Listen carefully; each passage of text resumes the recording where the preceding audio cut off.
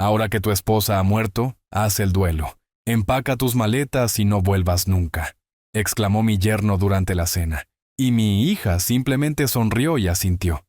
La casa nunca fue realmente tuya de todos modos. Me fui, pero no para empacar mis maletas, sino al banco, y allí desplegué mi plan. Antes de continuar, por favor, suscríbete al canal y déjanos saber desde dónde nos escuchas en los comentarios. El tenedor temblaba en mi mano mientras miraba a través de la mesa del comedor. 7 días desde el funeral de Elena. 7 días esperando consuelo de los hijos que habíamos criado, amado y por los que nos habíamos sacrificado. En cambio, Javier se reclinaba en su silla como si fuera el dueño del lugar. ¿Arturo? Su voz cortó el silencio tan afilada como el viento de invierno. Tenemos que hablar. Camila no me miraba a los ojos.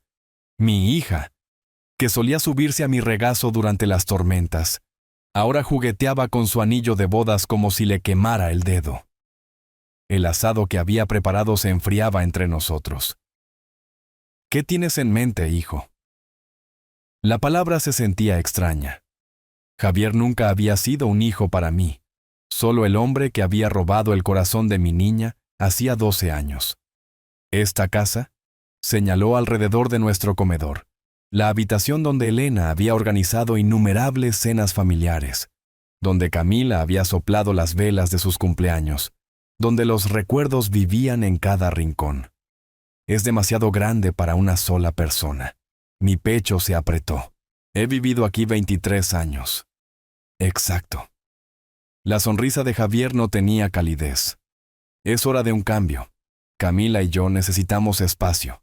Espacio real. No ese apartamento estrecho en el que estamos atrapados. Miré a mi hija, buscando la compasión con la que la había criado. Ella miraba su plato como si contuviera los secretos del universo. ¿Camila? Mi voz se quebró. Finalmente levantó la cabeza. Esos ojos, los ojos de Elena, miraron a través de mí como si yo ya me hubiera ido. Javier tiene razón, papá. Este lugar es demasiado para ti ahora. Las palabras golpearon más fuerte que cualquier golpe físico. Demasiado. Como si 23 años de pagos de hipoteca, de mantener cada pulgada de este hogar para mi familia, no significaran nada. Como si yo fuera una carga que debía ser gestionada. ¿A dónde esperas exactamente que vaya? Dejé mi tenedor antes de que pudiera traicionar más mi conmoción. Javier se inclinó hacia adelante, un depredador sintiendo la debilidad. A una residencia para mayores. Cuidado asistido, algún lugar apropiado para tu edad. Apropiado, repetí la palabra probando su amargura. Papá tiene 67 años. La voz de Camila llevaba una paciencia forzada, como si le explicara matemáticas simples a un niño. Mamá se ha ido. No deberías estar dando vueltas solo en esta casa tan grande. ¿Dando vueltas? Como si fuera una pieza suelta en una máquina que necesitaba arreglo. Javier se levantó, caminando hacia la ventana que daba al jardín de rosas de Elena. Mira, Arturo, estamos siendo prácticos. Vendes este lugar. Te mudas a algo más manejable. Todos ganan. Todos ganan. La frase resonó en mi cabeza. Todos excepto el hombre que había construido esta vida, ladrillo a ladrillo. Podrías tener un bonito y pequeño apartamento. Las palabras de Camila se atropellaban ahora. Líneas ensayadas entregadas pobremente. Sin mantenimiento, sin preocupaciones. Libertad. Libertad. Estaban reempaquetando el exilio como liberación. Estudié la cara de mi hija, buscando rastros de la niña que una vez defendió pájaros heridos, que lloraba si pisaba flores accidentalmente. Esa niña se había desvanecido, reemplazada por esta extraña que llevaba sus rasgos. ¿Y si me niego? El silencio se estiró entre nosotros como un cable tenso. Javier regresó a su asiento, enderezando los hombros como un hombre preparándose para la batalla. Papá, la voz de Camila se endureció. No hagas esto más difícil de lo que tiene que ser. Más difícil.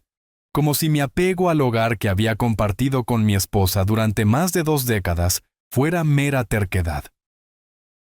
Javier se aclaró la garganta, el sonido agudo en la habitación tranquila. Sus siguientes palabras aterrizaron como martillazos sobre cristal. Ahora que tu esposa ha muerto, haz el duelo, empaca tus maletas y no vuelvas nunca. La brutalidad de aquello me robó el aliento. Elena, reducida a ¿tu esposa? Como si 38 años de matrimonio fueran solo un arreglo temporal. Muerta, empaca, nunca vuelvas. Cada palabra calculada para herir. Esperé a que Camila jadeara, que protestara, que mostrara algún fragmento de la hija que había criado. En cambio, asintió. Javier tiene razón, papá, es hora. Algo dentro de mí se cristalizó en ese momento. No se rompió, se cristalizó, como agua congelándose en algo más duro, más frío, más decidido. Me levantó lentamente, con las piernas más firmes de lo que habían estado en días. Ya veo. 2 palabras. Eso fue todo lo que logré decir.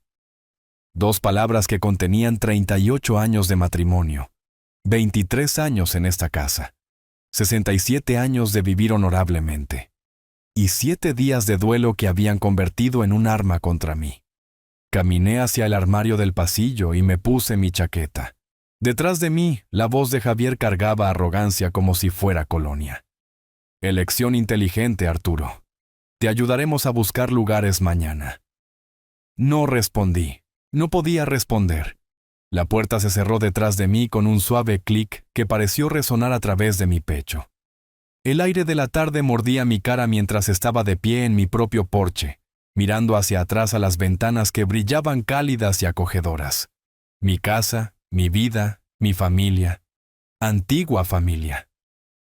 Caminé hacia mi coche, cada paso medido y deliberado. Mientras me alejaba conduciendo, no miré por el espejo retrovisor.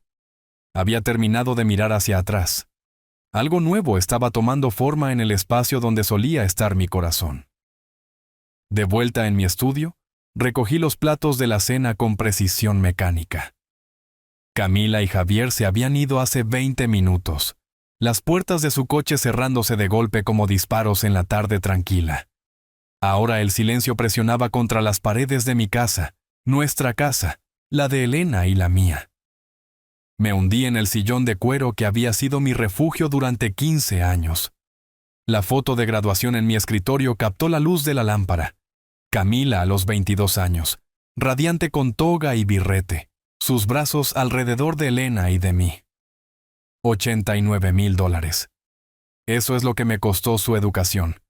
Cada semestre, cada tarifa de dormitorio, cada libro de texto y plan de comidas. Transferí el dinero con gusto, viendo mis ahorros encogerse mientras el futuro de mi hija se expandía. Mayo de 2013. El auditorio de la universidad estaba lleno, pero yo solo la veía a ella. Cuando llamaron su nombre, Camila María Gómez. Elena apretó mi mano tan fuerte que su anillo de boda se presionó en mi palma. Nuestra hija caminó por ese escenario como si fuera la dueña del mundo. Después, en el estacionamiento, Camila había lanzado sus brazos alrededor de mi cuello, lágrimas corriendo por su rostro. No puedo creer que hicieras esto por mí, papá. Su voz se quebró con emoción.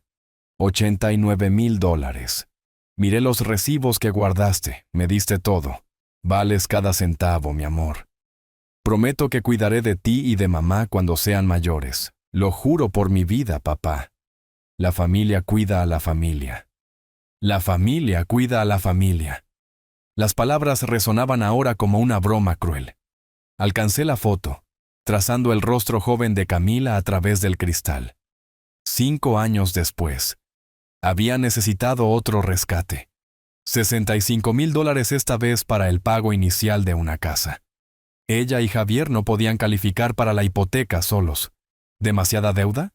¿Crédito insuficiente? Se habían sentado en mi sala de estar, con los ojos de Camila rojos de llorar. Te pagaremos, papá, cada dólar con intereses. Javier había asentido, aunque su gratitud se sentía escasa incluso entonces. Pero la desesperación de Camila era real. Ella quería esa casa como una vez quiso su título, con una necesidad completa y consumidora. Escribí el cheque a la mañana siguiente. 2 años atrás, su boda. $23,000 para la recepción en el club campestre. Las flores. El fotógrafo. Elena ya mostraba signos de la enfermedad que se la llevaría, pero insistió en el gasto. Ella es nuestra única hija, Arturo. Démosle un día que nunca olvidará. Durante el baile de padre e hija, Camila me había susurrado al oído. Gracias por todo, papá, por hacer esto perfecto. Soy tan afortunada de tenerte. Perfecto. La palabra sabía amarga ahora. De pie, caminé hacia el archivador donde guardaba los registros financieros. Elena siempre me había molestado por mi contabilidad meticulosa. Pero los números no mienten. Cuentan historias más honestas que las promesas. Universidad, $89,000.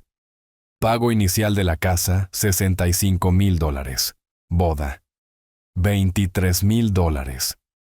Préstamos más pequeños a lo largo de los años para coches, emergencias. El inicio fallido del negocio de construcción de Javier, $38,000. $215,000.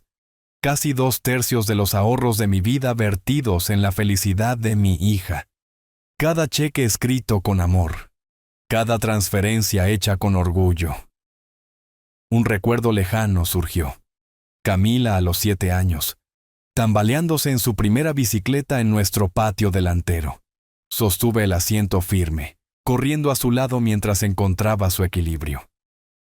Siempre seremos una familia, ¿verdad, papi? Siempre, mi amor. La familia cuida a la familia. Incluso entonces, ella había entendido el código por el que vivíamos, o yo pensé que lo había hecho. Mi teléfono vibró contra el escritorio. Un mensaje de texto de Camila. Gracias por entender, papá. Esto es realmente lo mejor. Te ayudaremos a encontrar un lugar bonito mañana. ¿Entender? Como si yo hubiera estado de acuerdo con algo. Como si ser ordenado a salir de mi propia casa fuera un comportamiento razonable de la hija por la que había sacrificado todo. Miré el teléfono hasta que la pantalla se oscureció, luego lo dejé a un lado. Algo frío se estaba asentando en mi pecho, reemplazando el dolor con algo más duro, más enfocado. Pensaban que conocían a don Arturo Gómez, el padre generoso, el viudo en duelo, el blanco fácil. Habían calculado mal.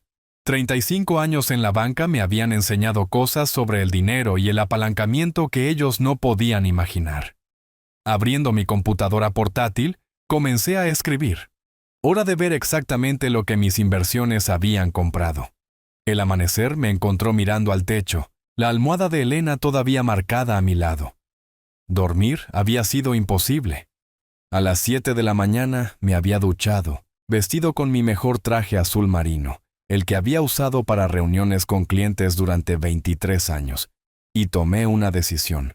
El Banco Comunitario del Desierto se asentaba en el centro de la ciudad, como una fortaleza de vidrio y acero. Había trabajado en este edificio hasta mi jubilación hace 3 años. Conocía cada pasillo, cada rostro. Caminar por el vestíbulo se sintió como retroceder en el tiempo. «Don Arturo». La sonrisa de la recepcionista era genuina. «No lo he visto en meses. ¿Viene a ver a alguien?» «A Roberto si está disponible. Dile que es sobre una consulta financiera». 20 minutos después, me senté frente a Roberto en su oficina de la esquina.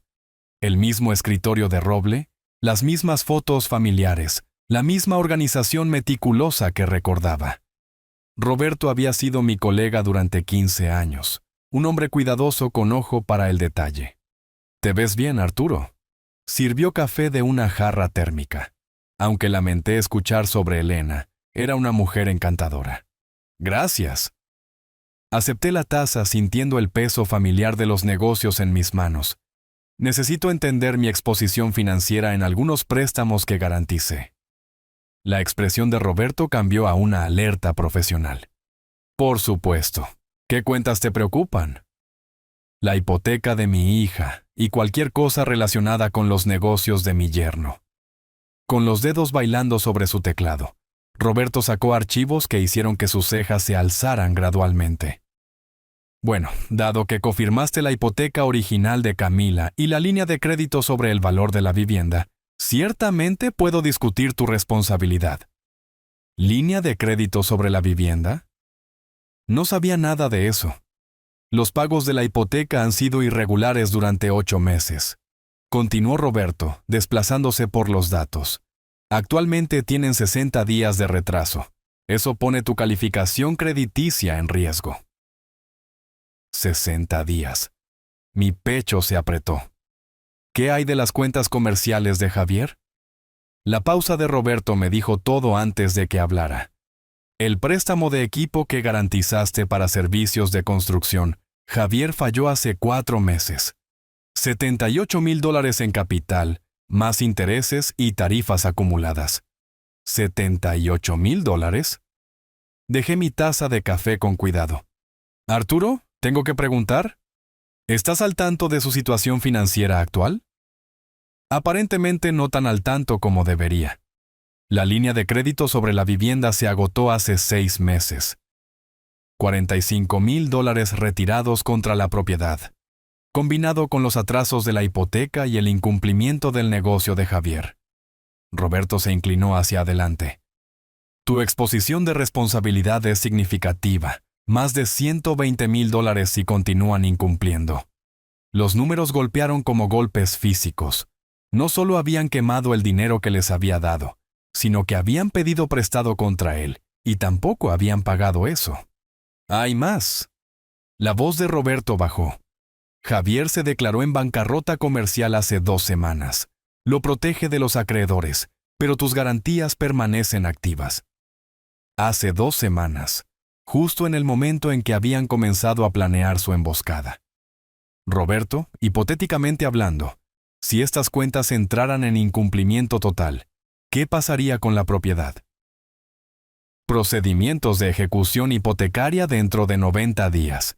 La casa se vendería para satisfacer las deudas, dados los valores actuales del mercado y la cantidad adeudada. Calculó rápidamente. Podría haber entre $10,000 y $15,000 de patrimonio restante después de que se satisfagan todos los gravámenes. $10,000.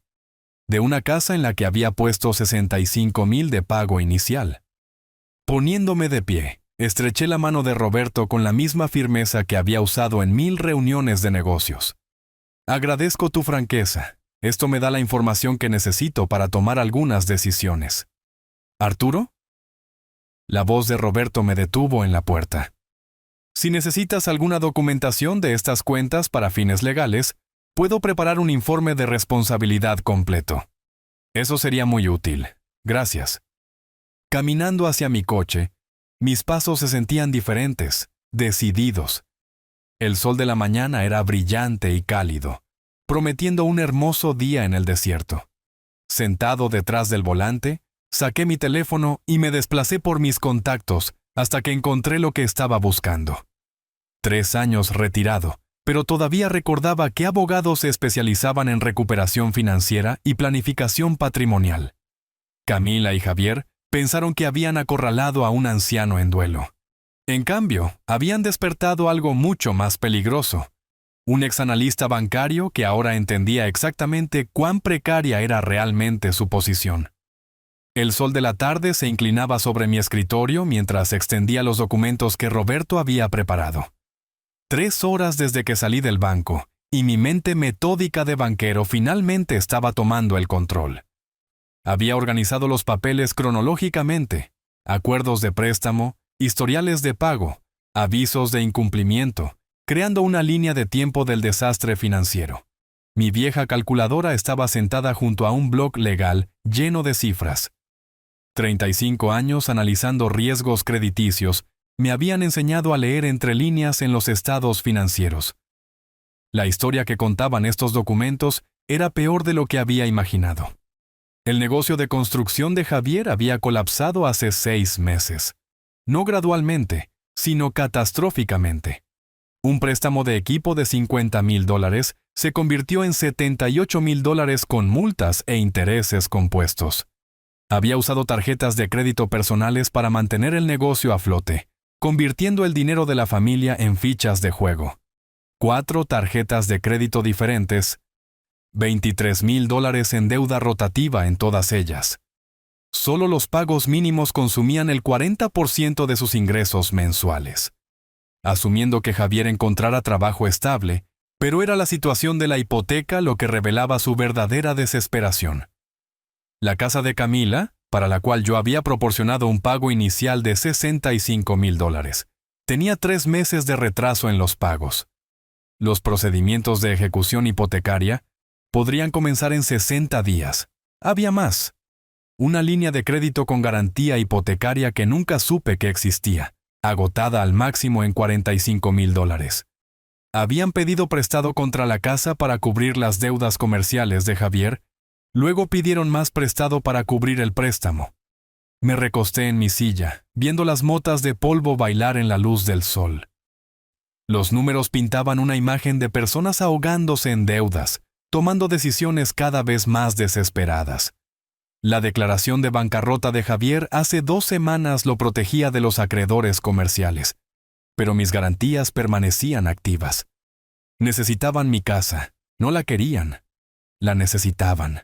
Su apartamento estrecho no era una preferencia, era todo lo que podían pagar mientras hacían malabares con los pagos mínimos de deudas en cascada. Mi teléfono vibró, un mensaje de texto de Camila. «Papá, encontramos un lugar de vida asistida encantador en el pueblo vecino. Mucho más apropiado que esa casa grande y vacía. ¿Podemos programar una visita mañana?» Mucho más apropiado. El lenguaje clínico no podía enmascarar la urgencia. No estaban pensando en mi comodidad o felicidad. Estaban calculando pies cuadrados contra pagos de hipoteca. Mi casa contra su supervivencia. Poniéndome de pie, caminé hacia el archivador donde Elena y yo habíamos guardado papeles importantes. Detrás de las pólizas de seguro, encontré lo que estaba buscando. Copias de cada acuerdo de préstamo que había cofirmado a lo largo de los años. Mi exposición de responsabilidad era asombrosa. Si las deudas comerciales de Javier iban a juicio, los acreedores podrían perseguirme por el monto total. Si la hipoteca de Camila se ejecutaba, el saldo deficiente se convertiría en mi responsabilidad. Estimación conservadora: $140,000 en reclamaciones potenciales. Pero la responsabilidad funcionaba en ambos sentidos. Como cofirmante, tenía derechos legales. Derechos para exigir información financiera, derechos para proteger mis intereses, derechos que nunca esperaron que yo ejerciera. Saqué mi computadora portátil y comencé a escribir. Hora de ver exactamente a qué me daban derecho esos derechos. Los estatutos revisados del Estado eran bastante específicos sobre las protecciones del garante. La sección 473605 era particularmente interesante. Los cofirmantes podían exigir el pago inmediato o la disolución de las obligaciones garantizadas bajo ciertas circunstancias. Circunstancias como el ocultamiento de deudas adicionales, como usar crédito garantizado para fines no autorizados, como intentar defraudar al garante. Mi teléfono sonó. Camila, de nuevo. «Hola, papá, ¿recibiste mi mensaje sobre la visita?» Lo recibí. Mi voz sonaba diferente para mis propios oídos. Más tranquila, más controlada. «Maravilloso. Tienen disponibilidad la próxima semana. Podrías estar instalado para fin de mes». Fin de mes. 23 días a partir de ahora. «Camila, necesito preguntarte algo. ¿Tú y Javier tienen dificultades financieras?» El silencio se estiró entre nosotros como una respiración contenida. «¿Por qué preguntarías eso, papá?» «Porque me preocupo por tu bienestar como tu padre y como alguien que ha ayudado a apoyar tus decisiones financieras a lo largo de los años. Estamos bien, solo buscando más espacio para nuestro futuro». ¿Futuro? Construido sobre mi casa, mi dinero, mi confianza destruida. Ya veo. Bueno, hablaremos más pronto. Sobre la visita de mañana. Te avisaré. Después de colgar, me senté mirando la pared donde el título universitario de Elena colgaba junto al mío. Ella siempre había sido la confiada, la que veía lo mejor en las personas. pero también había sido la que insistía en que guardara registros meticulosos de cada transacción financiera. Confía, pero verifica, solía decir. Especialmente con el dinero de la familia. Ahora entendía por qué. La mañana del martes trajo la llamada que había estado esperando. 8:45. Precisamente la hora en que las personas desesperadas contactan a los miembros de la familia. Lo suficientemente temprano para parecer urgente. Lo suficientemente tarde para evitar acusaciones de pánico. Mi café todavía humeaba cuando sonó el teléfono. El nombre de Camila en la pantalla trajo una sonrisa que no había sentido en semanas. Buenos días, Camila. ¿Papá? Su voz llevaba un temblor desconocido. Espero no estar llamando demasiado temprano. Para nada. He estado despierto desde las 6. Me acomodé en mi silla, viendo el vapor subir de mi taza. ¿Qué puedo hacer por ti? Una pausa. Luego palabras cuidadosamente elegidas. Necesito discutir algo importante contigo, sobre nuestra conversación del domingo. ¿Qué parte? Bueno, sobre la situación de la casa y algunas preocupaciones financieras que Javier y yo estamos enfrentando. Preocupaciones financieras. Un lenguaje tan delicado para una deuda catastrófica. Te escucho. Papá, yo... Estamos pasando por un periodo difícil. El trabajo de construcción de Javier ha sido inconsistente. Y con algunos gastos inesperados, su voz vaciló. Necesitamos ayuda. Solo temporalmente. $15,000 nos pondrían de nuevo en el camino. $15,000. Ni siquiera suficiente para ponerse al día con los pagos de la hipoteca, pero probablemente suficiente para evitar la ejecución hipotecaria por otro mes. No, Camila. El silencio se estiró entre nosotros. Lo siento, ¿qué? Dije que no. No te prestaré dinero. Papá, no creo que entiendas. Esto no es para vacaciones o lujos. Podríamos perder nuestra casa. ¿Podrían perder? Tenían 3 meses de retraso. La perderían dentro de 60 días a menos que alguien interviniera. Alguien como su generoso padre que siempre los había rescatado antes. Entiendo perfectamente. Pero siempre nos has ayudado. Cuando necesité dinero para la universidad, cuando compramos la casa, la boda. Siempre ayudado. $215,000 en ayuda, para ser precisos. Eso fue entonces. Papá, ¿qué te pasa?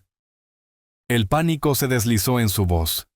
Esto no es propio de ti, somos familia. Familia, la palabra que ella había olvidado cuando me ordenó empacar mis maletas y desaparecer. ¿Lo somos? Por supuesto que lo somos. Papá, por favor. Sé que el domingo fue tenso, pero podemos superar esto. Solo necesitamos $15,000 para ponernos al día con los pagos y... La respuesta es no, Camila. No entiendo. Su voz se rompió ligeramente. Tienes el dinero. Sabes que lo tienes, y lo pagaremos. Siempre lo hemos hecho. En realidad, nunca lo habían hecho, ni una sola vez. Cada préstamo se convirtió en un regalo a través de su combinación practicada de gratitud y memoria selectiva. No significa no. Papá, por favor. Desesperación real ahora, la fachada desmoronándose. La compañía hipotecaria llamó ayer. Tenemos 2 semanas antes de que comiencen los procedimientos de ejecución hipotecaria. Te lo ruego. 2 semanas. Mi línea de tiempo era más precisa.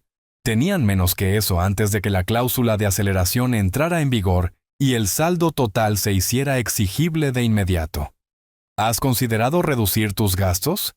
¿Quizás algo más apropiado para tu ingreso actual? Papá, no puedes hablar en serio. Esa casa es nuestro hogar, nuestro futuro. Nos ayudaste a comprarla. ¿Ayudarlos a comprarla? 65,000 de pago inicial. Mi firma en su garantía. Mi crédito respaldando sus sueños. A veces las circunstancias cambian. ¿Qué circunstancias? Papá, háblame. ¿Qué está pasando realmente? ¿Qué estaba pasando? Su amoroso padre había descubierto exactamente cuánto valía su afecto. Precio de mercado, aparentemente, era una casa grande y la desaparición inmediata de sus vidas. He tomado mi decisión. Esto es por lo del domingo, ¿verdad? ¿Sobre lo que dijo Javier? Su voz se volvió más aguda. Papá no lo decía en serio. Estábamos estresados, asustados por el dinero y... Adiós, Camila. Papá, espera. Colgué. El teléfono comenzó a sonar de nuevo inmediatamente. Apagué el timbre y volví a mi periódico. La sección financiera tenía un artículo interesante sobre las crecientes tasas de ejecución hipotecaria en la región. Aparentemente, muchas familias estaban descubriendo que vivir más allá de sus posibilidades tenía consecuencias. Afuera, un sinsonte cantaba en el jardín de rosas de Elena. Las rosas florecían maravillosamente este año. Elena habría estado complacida. Ella siempre decía que el jardín prosperaba cuando se cuidaba adecuadamente y se podaba despiadadamente. A veces, lo más amoroso que podías hacer era cortar las ramas enfermas. Mi teléfono vibró con un mensaje de texto. Papá, por favor, llámame. Necesitamos hablar de esto.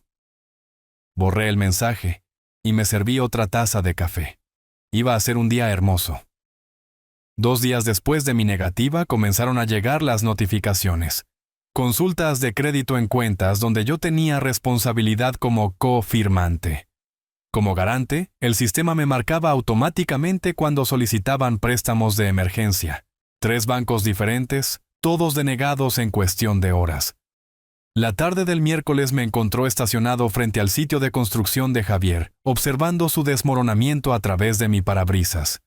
Estaba de pie junto a unos cimientos a medio construir, con el teléfono presionado contra su oído, gesticulando frenéticamente. Incluso desde esta distancia, su agitación era inconfundible. Su supervisor se acercó 2 veces durante mi observación de 20 minutos. Ambas conversaciones terminaron con Javier dándose la vuelta, con los hombros rígidos de frustración. Un hombre bajo presión comete errores, y el trabajo de construcción no perdona el descuido. La mañana del jueves me llevó a la cafetería del centro, una favorita local entre los profesionales bancarios. Había cultivado relaciones aquí durante 30 años, relaciones que ahora proporcionaban inteligencia valiosa. Don Arturo Gómez, en carne y hueso. Claudia, del Primer Banco Nacional, se deslizó en la cabina frente a mí. No te he visto desde el servicio de Elena. ¿Cómo lo llevas? Día a día, Claudia. La casa se siente vacía, pero mantenerme ocupado ayuda. Por supuesto.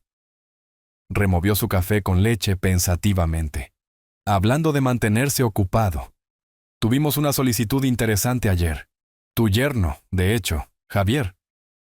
Mantuve mi expresión neutral. ¿Oh? Caso de alto riesgo. Relación deuda-ingreso acercándose al 60%.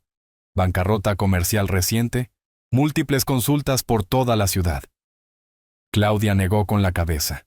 No podríamos tocarlo ni con un palo de 10 pies. Tampoco nadie más, por lo que escucho. 60% de deuda-ingreso. Eso era peor de lo que mis cálculos habían sugerido. Las finanzas familiares pueden ser complicadas, ofrecí. Esto iba más allá de lo complicado. La solicitud mostraba 3 meses de pagos de hipoteca perdidos, tarjetas de crédito al máximo, todo. Se inclinó hacia adelante en tono de conspiración. Entre tú y yo, Arturo, están mirando a la ejecución hipotecaria dentro de 2 semanas. Me sentí mal rechazándolos. Pero tenemos accionistas que considerar. 2 semanas. Mi línea de tiempo había sido optimista. Eso es desafortunado. La parte triste, si hubieran tenido un cofirmante calificado, alguien con activos reales y crédito limpio, podríamos haber resuelto algo. Pero vinieron solos, pobres como ratas de iglesia. Cofirmante calificado. La ironía no se me escapó. Después de que Claudia se fue, me senté terminando mi café y considerando la información. Javier y Camila estaban descubriendo que la reputación financiera, una vez dañada, no podía repararse rápidamente. La confianza, como los puntajes de crédito, tardaba años en construirse y minutos en destruirse. Conduciendo a casa, pasé por su pequeño complejo de apartamentos. El coche de Camila estaba en el lote, con el capó levantado, vapor saliendo del motor. Otro gasto que no podían pagar. Ella estaba de pie junto a él, teléfono en mano, probablemente llamando a talleres de reparación que no podía pagar. De vuelta en mi estudio, saqué el servicio de monitoreo de crédito que había mantenido en las cuentas que garantizaba. La actividad en las últimas 48 horas pintaba una imagen de desesperación creciente. 7 solicitudes de préstamo. 7 denegaciones. Cada consulta bajaba su puntaje de crédito, haciendo que la siguiente solicitud fuera aún menos probable de tener éxito. Mi teléfono vibró. Otro mensaje de texto de Camila. «Papá, ¿podemos hablar, por favor? Sé que estás enojado por lo del domingo, pero somos familia. Las familias se ayudan mutuamente en tiempos difíciles». Las familias se ayudan mutuamente. ¿Dónde había estado ese sentimiento cuando me ordenaron empacar e irme? Borré el mensaje sin responder. Las noticias de la tarde presentaron un segmento sobre las crecientes tasas de ejecución hipotecaria en el estado. Familias jóvenes estirándose demasiado, viviendo más allá de sus posibilidades, descubriendo que el crédito no era infinito. El reportero entrevistó a un consejero de vivienda que habló sobre intervención temprana, sistemas de apoyo familiar y la importancia de la comunicación honesta sobre las dificultades financieras. Comunicación honesta. Si tan solo Javier y Camila hubieran intentado ese enfoque en lugar de manipulación y ultimátums. Mi teléfono sonó. Camila, de nuevo. Lo vi sonar 7 veces antes de que el correo de voz respondiera. Un minuto después, la notificación sonó. «Papá, soy yo. Mira, sé que empezamos con el pie izquierdo el domingo. Tal vez Javier fue demasiado directo sobre la situación de la casa, pero realmente estamos luchando aquí. Nunca te he pedido nada sin pagarlo. Esto es diferente. Este es nuestro hogar, nuestro futuro. Por favor, llámame». Nunca pidió nada sin pagarlo. Aparentemente, había olvidado los $73,000 en préstamos impagos que yo había cancelado como regalos a lo largo de los años. Nuestro futuro, construido sobre mi sacrificio, mi generosidad, mi voluntad de financiar sus sueños. Ahora que el banco estaba cerrado, estaban descubriendo cómo se veía realmente su futuro. Me serví un whisky y me acomodé en el sillón favorito de Elena. Afuera, la tarde del desierto pintaba el cielo en tonos de naranja y rosa, hermoso y despiadado, como el paisaje mismo. La noche del viernes trajo la llamada que había estado esperando. 7:30, precisamente cuando los hombres desesperados abandonan el orgullo y buscan su último salvavidas restante. Dejé que sonara 3 veces antes de contestar. Arturo Gómez. «Arturo». La voz de Javier cargaba la tensión de una semana de rechazos. «Tenemos que hablar». «Te escucho». «Mira, sé que empezamos con el pie izquierdo el domingo. Tal vez fui demasiado directo sobre la situación de la casa, pero somos familia, y las familias se ayudan mutuamente en tiempos difíciles». Familia. Qué rápido surgía esa palabra cuando se necesitaba dinero. ¿Es eso lo que somos, Javier? Por supuesto. Arturo, escúchame. Estamos en serios problemas aquí. Los bancos, ninguno de ellos trabajará con nosotros. Algo sobre nuestra relación deuda-ingreso. Consultas de crédito. No entiendo toda la terminología financiera. Yo la entendía perfectamente. 60% de deuda-ingreso era una sentencia de muerte en los mercados de préstamos actuales. La terminología financiera puede ser confusa. Arturo, necesitamos $15,000. Solo temporalmente. Firmaremos papeles, pagaremos intereses, lo que quieras. Pero si no recibimos ayuda pronto, lo perdemos todo. Todo. Su casa, su crédito, sus cómodas suposiciones sobre mi generosidad infinita. Según recuerdo, Javier, me dijiste que empacara mis maletas y nunca volviera. El silencio se estiró a través de la conexión como un cable tenso. Eso fue un malentendido. Estaba estresado porque la casa era demasiado grande para ti. preocupado por tu seguridad, dando vueltas solo en todo ese espacio. Dando vueltas, incluso sus disculpas contenían condescendencia. Interesante interpretación. Arturo, por favor. Elena habría querido que nos ayudaras. Ella amaba a Camila, amaba a nuestra familia, no querría vernos perder nuestro hogar. Elena, estaban usando a mi esposa muerta como palanca. La audacia era casi admirable. Elena se ha ido, Javier. Yo tomo mis propias decisiones ahora. ¿Qué te ha pasado?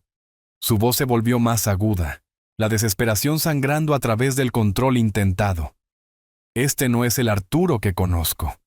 El Arturo que ayudó con la universidad, la boda, el pago inicial de la casa, el Arturo que escribía cheques sin preguntar, que aceptaba la gratitud como pago, que nunca exigía responsabilidad. Ese Arturo había muerto el domingo por la noche. Quizás nunca me conociste tan bien como pensabas. Esto es por lo del domingo, ¿verdad? ¿Sobre lo que dije? El pánico se deslizó en su tono. Arturo, me disculpo. Estaba equivocado. Nunca debí haber sugerido que dejaras tu propia casa. Nunca debí haber sugerido. No que no debió haberlo pensado, sino que no debió haberlo dicho. Tu disculpa está anotada. ¿Entonces nos ayudarás? No. ¿Por qué no? La pregunta explotó a través de la línea. Tienes el dinero. Sabes que lo tienes. $300,000 en ahorros, tal vez más. ¿Qué son $15,000 para ti? $300,000. Cerca de mi saldo real. Alguien había estado investigando mis finanzas. ¿Cómo sabes el saldo de mi cuenta, Javier? ¿Yo? Camila mencionó. Mira, eso no importa. Lo que importa es que puedes salvarnos y estás eligiendo no hacerlo. Eligiendo no hacerlo. Como si la generosidad fuera una obligación en lugar de un regalo. Tienes razón, estoy eligiendo. Hijo de... Se contuvo, respirando con dificultad. Arturo, estoy tratando de ser respetuoso aquí, pero me estás empujando. Estamos hablando del futuro de tu hija, la herencia de tus nietos. Nietos que no existían de una hija que había ordenado mi destierro. ¿Me estás amenazando, Javier? Estoy explicando la realidad. Si perdemos esta casa, si nuestro crédito se destruye, si nos vemos obligados a la bancarrota, eso afecta a todos, incluyéndote a ti. A todos excepto al hombre que habían tratado de exiliar. Creo que nuestra conversación ha terminado. Espera, Arturo, solo dime por qué. ¿Por qué no nos ayudarás? ¿Qué hicimos para merecer esto? ¿Qué hicieron? Habían calculado mi dolor como debilidad, mi amor como vulnerabilidad, mi generosidad como ingreso garantizado. Habían convertido el funeral de Elena en una palanca para obtener ganancias financieras. Quizás deberías preguntarte por qué tus solicitudes de préstamo siguen siendo rechazadas. Otro silencio, más largo esta vez. Cuando Javier habló de nuevo, su voz tenía una calidad diferente. Sospecha. ¿Qué quieres decir con eso? Exactamente lo que dije. Arturo, ¿qué no me estás diciendo? Todo.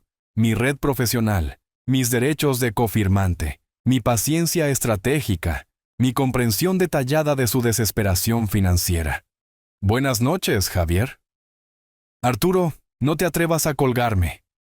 Desconecté la llamada y apagué el timbre. Afuera de la ventana de mi estudio, la tarde del desierto pintaba el cielo en tonos de carmesí y oro, hermoso e implacable, como la justicia misma.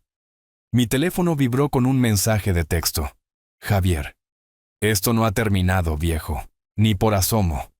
Sonreí y borré el mensaje. Tenía razón en una cosa. Esto era solo el comienzo. La mañana del sábado trajo claridad sobre mi próximo movimiento. Las amenazas de Javier habían cruzado una línea que requería una respuesta apropiada. Si quería jugar rudo, le mostraría cómo se veía la estrategia a nivel profesional. Mi primera parada fue el Centro de Investigación Empresarial de la Biblioteca Pública. 23 años en la banca me habían enseñado que cada compañía deja un rastro de papel, y Construcciones Vista no sería una excepción. La base de datos de la Comisión de Corporaciones mostró detalles interesantes. Construcciones Vista había presentado avisos de pago tardío con 3 subcontratistas en los últimos 4 meses. Problemas de flujo de caja, retrasos en los permisos en 2 proyectos municipales. Un reclamo de compensación laboral aún pendiente de investigación. Imprimí las páginas relevantes y me moví a las bases de datos de la industria de la construcción. La imagen se volvió más clara. El aumento de los costos de materiales, la escasez de mano de obra y los pagos municipales retrasados estaban exprimiendo a los pequeños contratistas en todo el estado. Construcciones Vista estaba nadando en aguas turbulentas. En la cafetería del centro, me encontré con Fernando, un antiguo cliente que se había retirado del departamento de planificación de la ciudad. Nuestra conversación comenzó con cortesías sobre el servicio conmemorativo de Elena y evolucionó hacia una discusión sobre la industria. El negocio de la construcción es brutal en este momento, mencionó Fernando revolviendo su café. La mitad de estas pequeñas empresas están a un fracaso de proyecto de la bancarrota. Imagino que el cumplimiento de permisos es crucial en ese entorno. Más que nunca, con todas las regulaciones de seguridad, requisitos de seguro, leyes de protección al trabajador, una violación puede cerrar un proyecto durante semanas. Interesante. Hice una nota mental para investigar el registro de cumplimiento de Construcciones Vista más a fondo. ¿Alguna compañía en particular dando dolores de cabeza al departamento? Fernando bajó la voz. Bueno, entre tú y yo, ha habido algunas preocupaciones sobre Construcciones Vista. Nada procesable todavía, pero sus protocolos de seguridad parecen flojos, y su documentación de seguro ha llegado tarde en varias ocasiones. Protocolos de seguridad, documentación de seguro. En el negocio de la construcción, estos no eran meros requisitos burocráticos.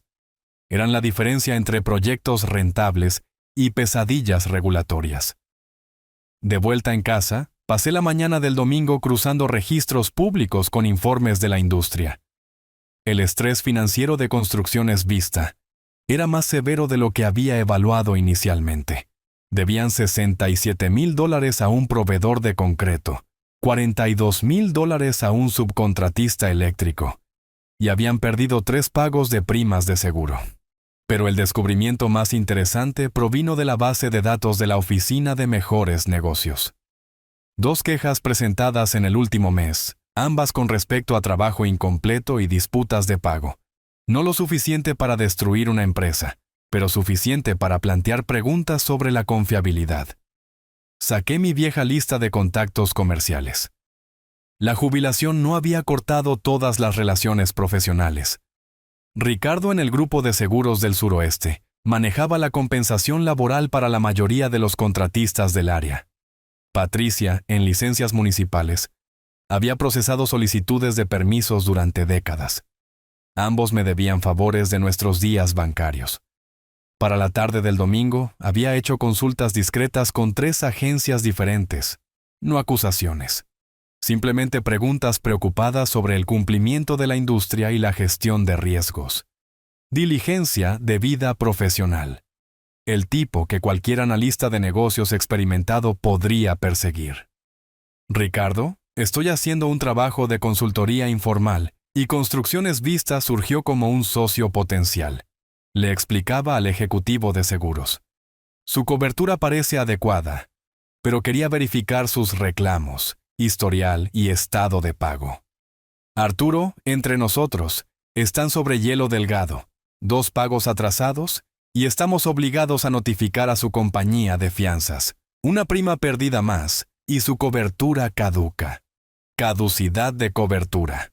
En el negocio de la construcción, eso significaba el cierre inmediato del proyecto y posible responsabilidad penal por cualquier lesión en el lugar de trabajo. Patricia, en licencias municipales, había sido igualmente informativa. Construcciones Vista han tenido problemas de permisos últimamente. Nada mayor, pero lo suficiente para sugerir problemas de gestión. Su capataz presentó planes de seguridad incompletos 2 veces, el mes pasado. Planes de seguridad incompletos. Otra bandera roja que las autoridades reguladoras observarían cuidadosamente. Pasé la noche del domingo sintetizando mi investigación. Construcciones Vista era una compañía bajo presión, caminando por la cuerda floja del cumplimiento regulatorio mientras luchaba con problemas de flujo de caja.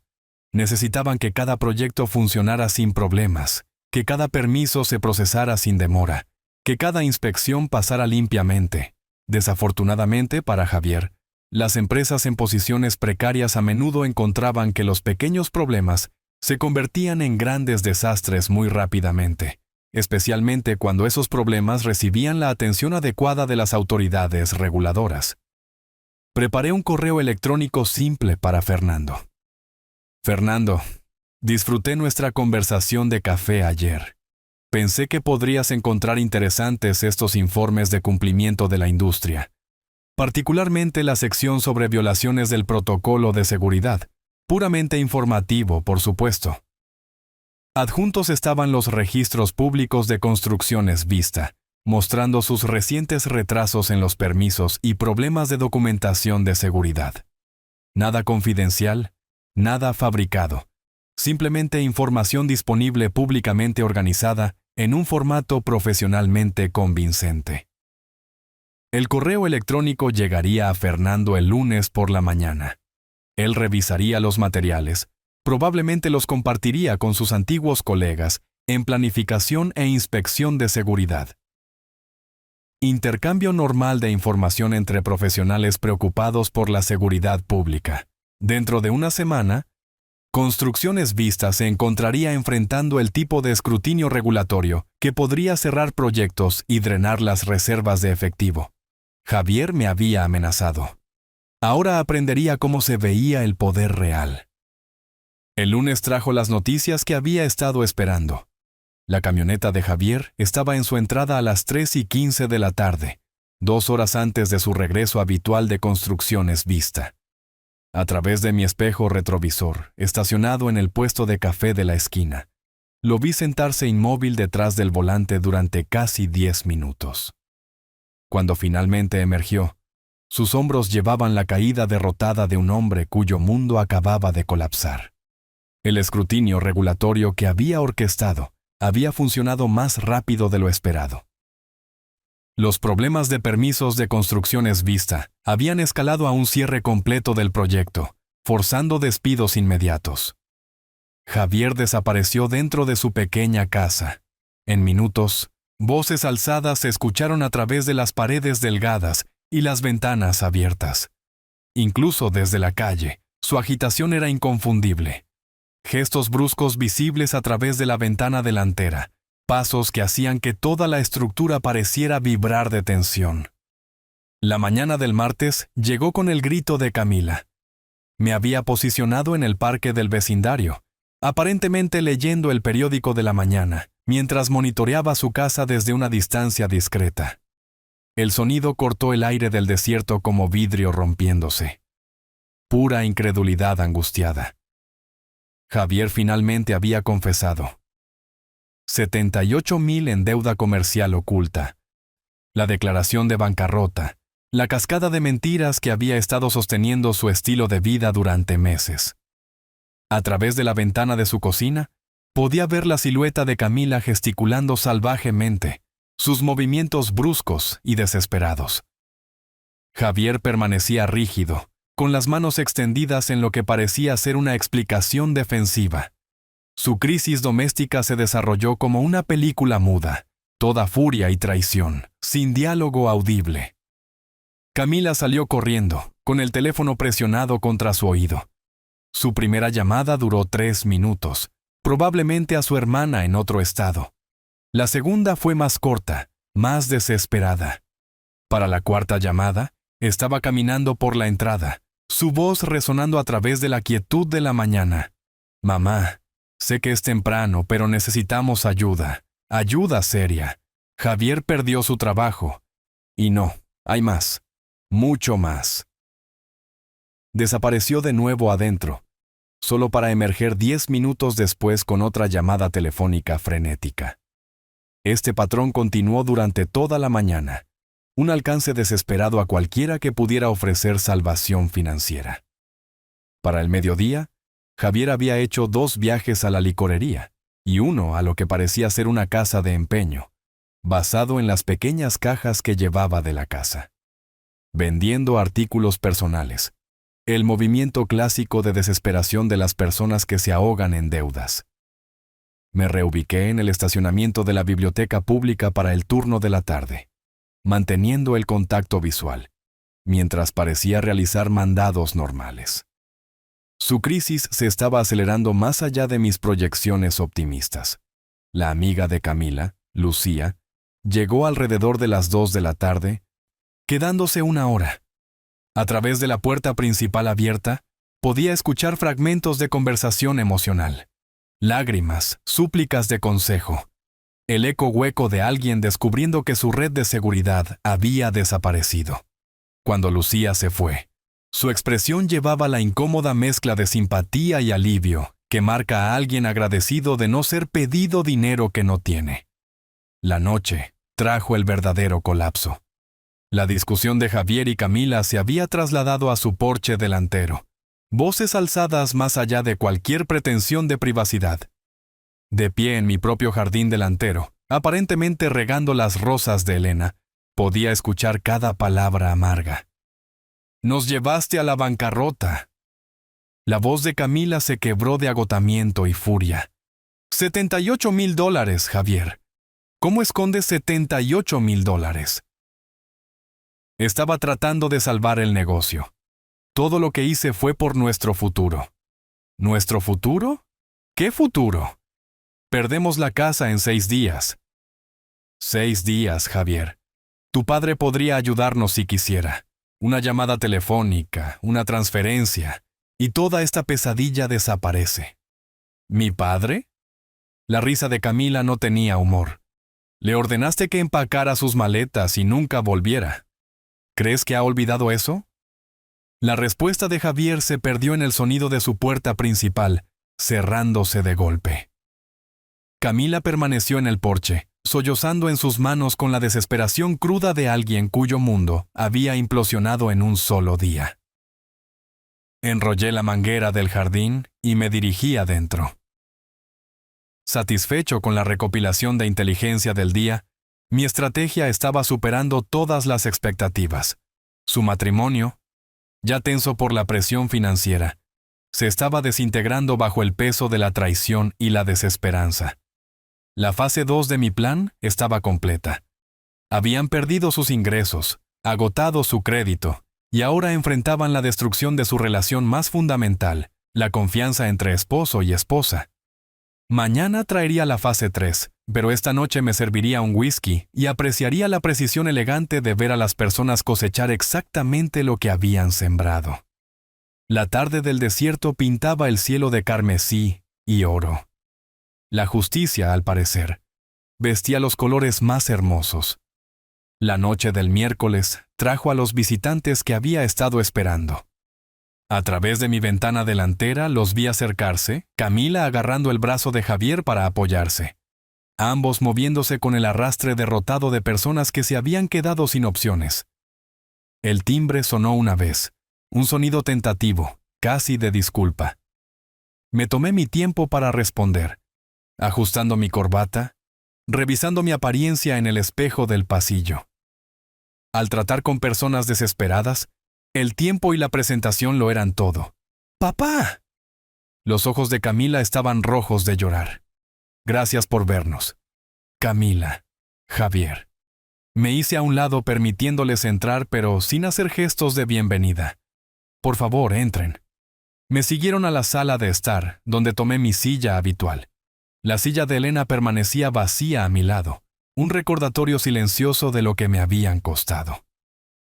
Javier y Camila se posaron en el borde del sofá como niños llamados a la oficina del director. Supongo que tienen algo que discutir. La compostura de Camila se rompió inmediatamente. Papá, estamos en serios problemas. Sé que cometimos errores, dijimos cosas que no deberíamos haber dicho, pero... Errores. Repetí la palabra con precisión clínica. Interesante elección de terminología. Arturo, necesito disculparme. La voz de Javier cargaba la tensión del orgullo tragado. Lo que dije en la cena sobre empacar tus maletas fue completamente inapropiado.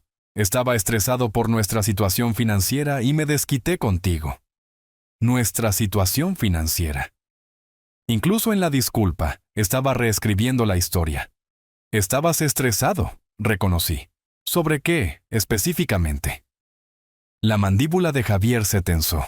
La pregunta lo obligó a revelar la debilidad que había preferido ocultar. ¿Problemas comerciales? Problemas de deuda que debería haber discutido con Camila antes. ¿Cuánta deuda, Javier? El silencio se estiró incómodamente. Camila miró a su esposo con dolor fresco. Incluso ahora, él era reacio a confesar el alcance completo de su engaño. $78,000, admitió Javier finalmente. Eso es sustancial. Mantuve mi voz profesionalmente neutral. ¿Y tu situación laboral? Perdí mi trabajo, el lunes. Problemas de la industria de la construcción. Problemas de la industria de la construcción. No el escrutinio regulatorio provocado por ciudadanos preocupados que comparten información de seguridad pública. Javier todavía no entendía el verdadero alcance de su situación. «¡Papá, por favor!». La voz de Camila se rompió. «Perdemos la casa en 5 días. He llamado a todos. Mi hermana, amigos de la universidad, cualquiera que pudiera ayudar. Nadie tiene ese tipo de dinero disponible con tan poca antelación. Nadie excepto el padre al que ella había ayudado a desalojar de su propio hogar. Y pensaste en mí, tu familia». Las lágrimas corrían por su rostro. «Eres todo lo que me queda desde que murió mamá. Ella habría querido que permaneciéramos juntos, que resolviéramos nuestros problemas». Elena, estaban invocando la memoria de mi esposa muerta para obtener simpatía de mí.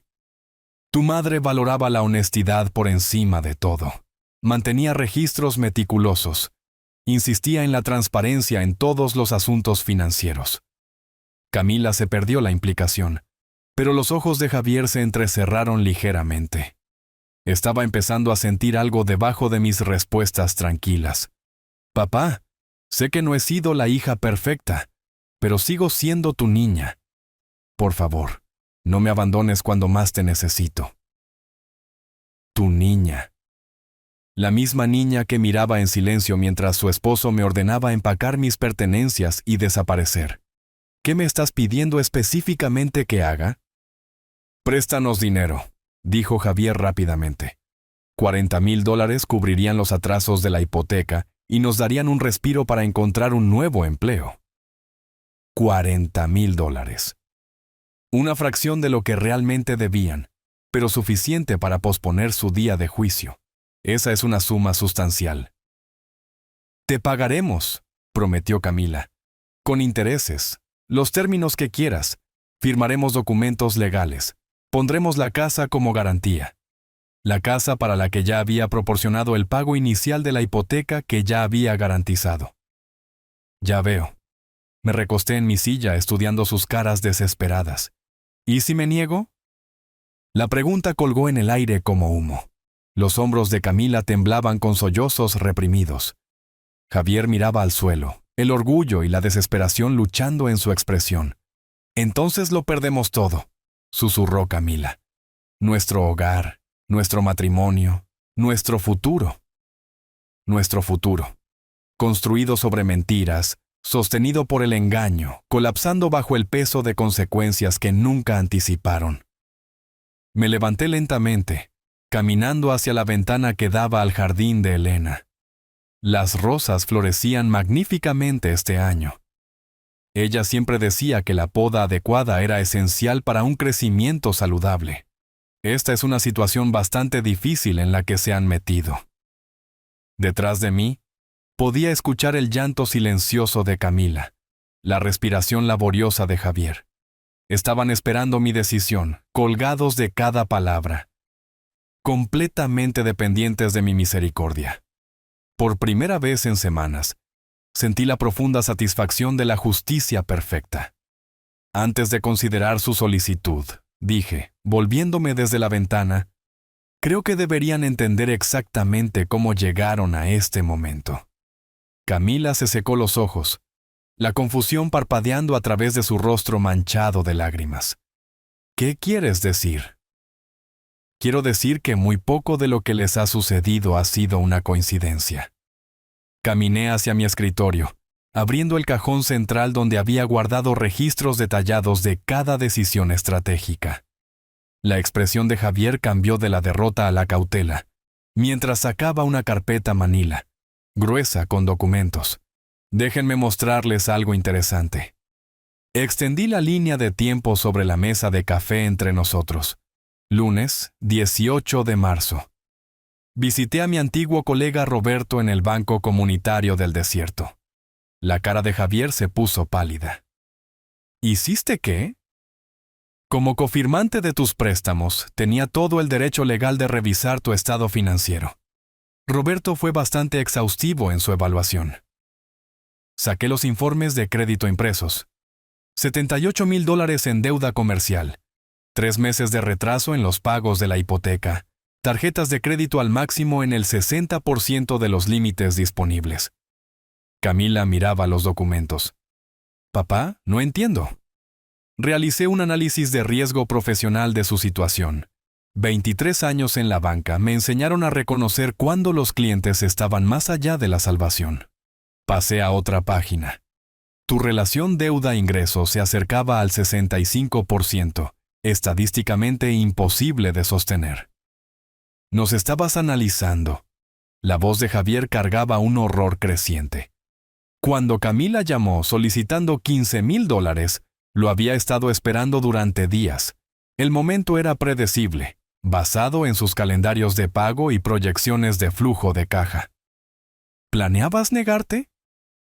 Javier, me ordenaste empacar mis maletas y no volver nunca. ¿Imaginaste que no habría consecuencias por ese nivel de crueldad? Pasé al siguiente conjunto de documentos. La comunidad bancaria en la ciudad está notablemente interconectada. Claudia en el Primer Nacional, Ricardo en el Fideicomiso Comunitario, Patricia en la Unión de Crédito del Suroeste, todos antiguos clientes míos. Javier estaba de pie ahora, su cara enrojecida con rabia comprensiva. Nos pusiste en la lista negra. Compartí preocupaciones legítimas sobre factores de riesgo y confiabilidad de pago. Todo lo que discutí era información disponible públicamente.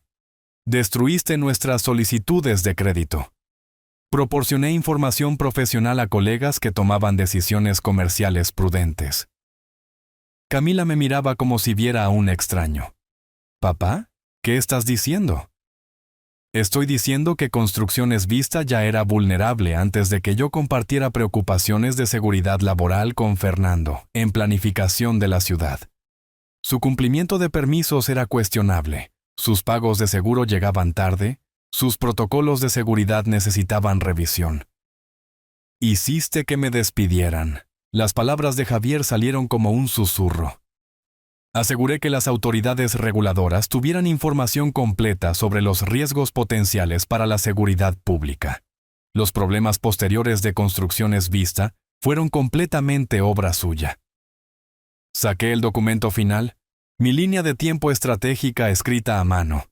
Cada llamada telefónica, cada negativa, cada coincidencia fue calculada para el máximo impacto psicológico en el momento óptimo. ¿Planeaste todo esto? La voz de Camila se quebró. Desde el momento en que Javier me dijo que empacara mis maletas, sí. Pasé 35 años analizando vulnerabilidades financieras y puntos de presión estratégicos. Aplicar esa experiencia a su situación fue simplemente metodología profesional. Javier se lanzó hacia adelante, agarrando los papeles. Tú, viejo manipulador. Cuidado, Javier. Mi voz llevaba acero. Todavía estás en mi casa solicitando mi ayuda. Se congeló, con los documentos temblando en sus manos mientras leía mis notas de planificación metódica.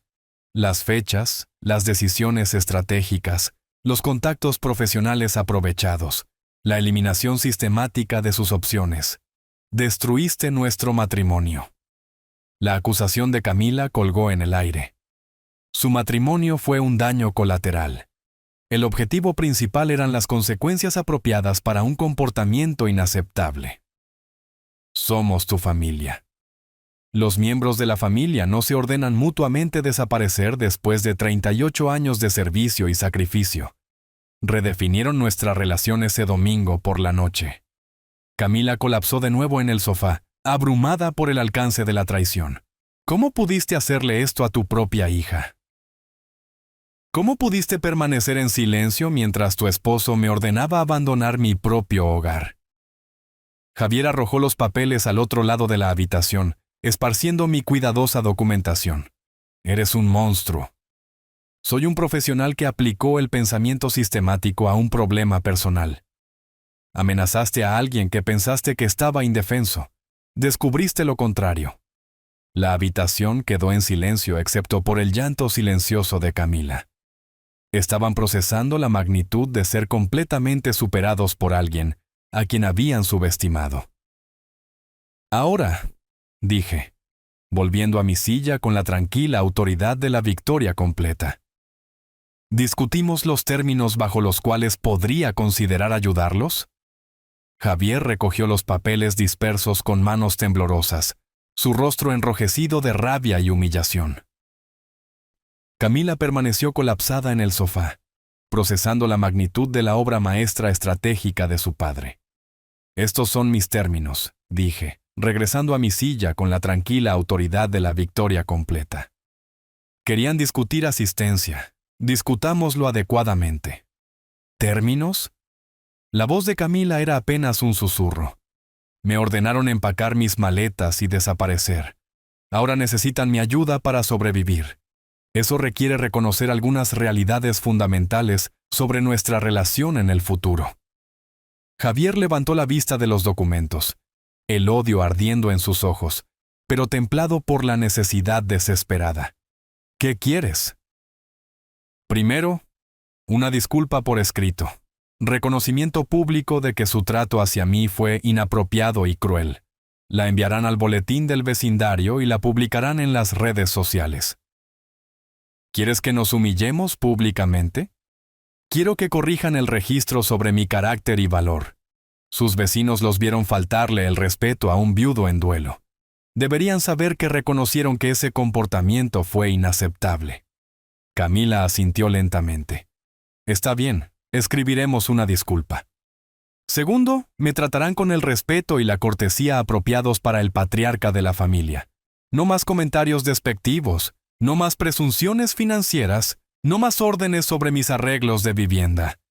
Sí, Arturo, dijo Javier entre dientes. Tercero, cualquier asistencia que proporcione viene con condiciones. Seguirán mi guía financiera, asistirán a consejería para sus problemas matrimoniales y mantendrán un empleo que yo apruebe. ¿Quieres controlar nuestras vidas? Quiero asegurarme de que mi inversión no se desperdicie en personas que no han aprendido de sus errores. Me levanté y caminé hacia mi escritorio, sacando mi chequera. El sonido de la pluma raspando el papel era el único ruido en la habitación.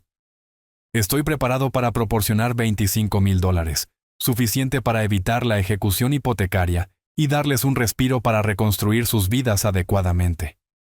Los ojos de Camila se abrieron. $25,000, pero necesitamos 40,000 para ponernos al día completamente. Necesitan aprender la diferencia entre rescate y asistencia.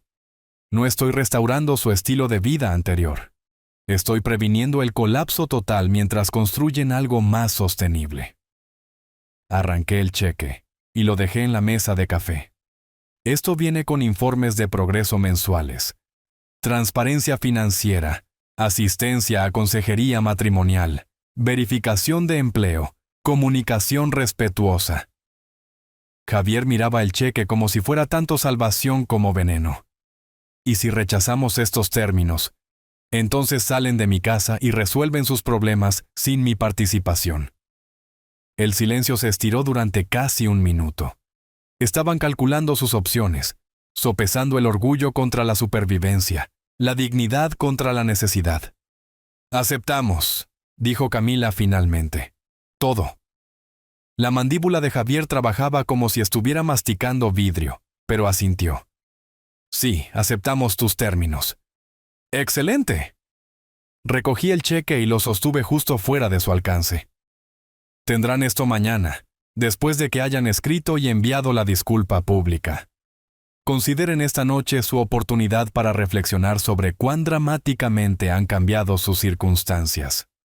Los acompañé a la puerta principal, sus posturas derrotadas un marcado contraste con la pareja arrogante, que había intentado exiliarme hace 2 semanas. Un último pensamiento, dije mientras salían al porche. Asumieron que era débil porque estaba de duelo, generoso porque era amoroso, indefenso porque era mayor. Confundieron la amabilidad con la estupidez y la paciencia con la impotencia. Javier se volvió, su rostro torcido con rabia impotente. Esto no ha terminado, Arturo. Tienes toda la razón, no ha terminado. Apenas está comenzando bajo una nueva administración. Cerré la puerta y regresé a la sala de estar, reuniendo los documentos dispersos de mi línea de tiempo estratégica. Afuera, su coche arrancó y se alejó, llevando a 2 personas que habían aprendido que la crueldad tiene consecuencias. En mi estudio, abrí la foto de Elena y sonreí a su rostro amable. Creo que estarías orgullosa, le dije. Querían que me fuera, pero sigo aquí y ahora saben exactamente con quién están tratando. La casa se asentó en un cómodo silencio a mi alrededor. La justicia, descubrí, era un plato que mejor se servía sistemáticamente. Si te gustó esta historia, por favor dale me gusta a este video, suscríbete al canal y comparte tus impresiones de esta historia en los comentarios. Para escuchar la siguiente historia, haz clic en el cuadro a la izquierda. Gracias por ver.